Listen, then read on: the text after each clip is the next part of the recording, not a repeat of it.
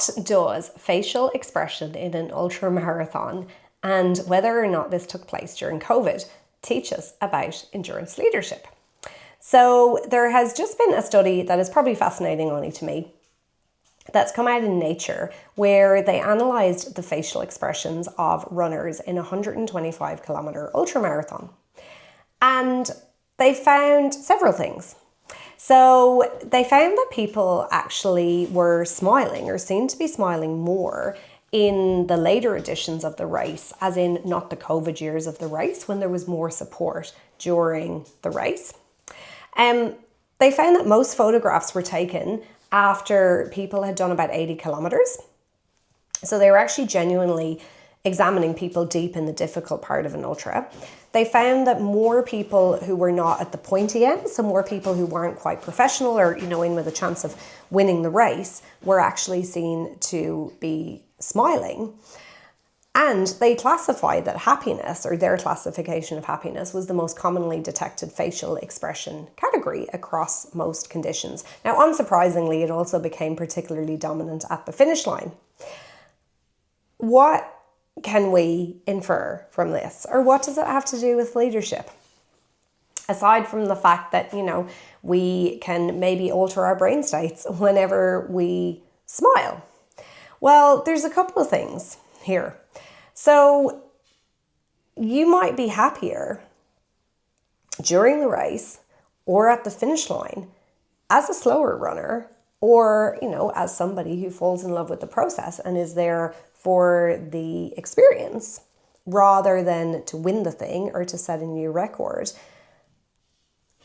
purely because you are not just there for the achievement. You're not just there for the external achievement. And this is something that I speak to people with running and obviously with business a lot, right?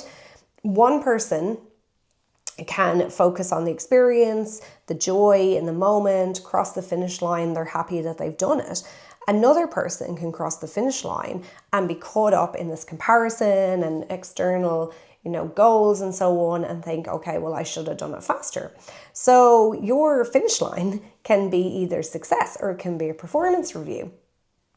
But as can your journey throughout the race. And that's what's really interesting about the fact they looked at these facial expressions really deep into the race. So ambitious people can achieve something exceptional. And I work with a lot of ambitious people and I'm an ambitious person.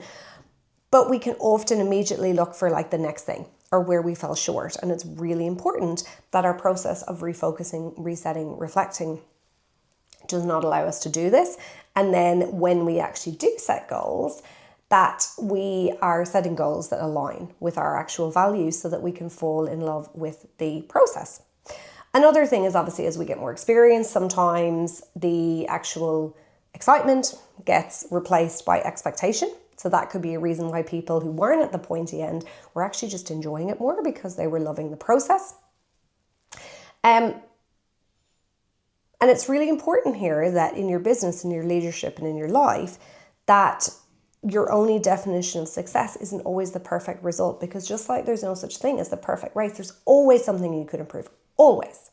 Promise you.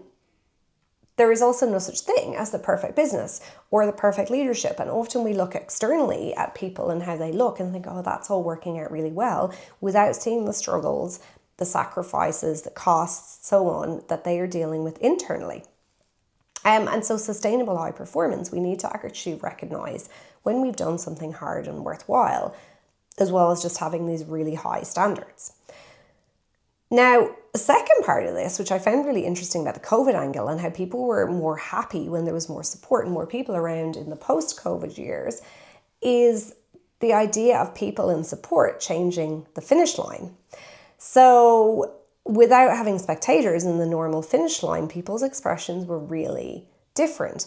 And it's really important as a reminder here that endurance isn't this individual quality. It's not all just about your own grit, your own determination, your own expectation. That's a powerful part of it. Certainly our own internal standards and our behavioral standards are really important, but also how do we relate to others and what's the identity that we want? And say for our teams in business and in leadership, We don't want to just be all have these individualized people all hitting their own targets, or, you know, the business hitting these profit margins or turnover or whatever, without connecting it to meaning as a team and celebrating it as a team in a meaningful way.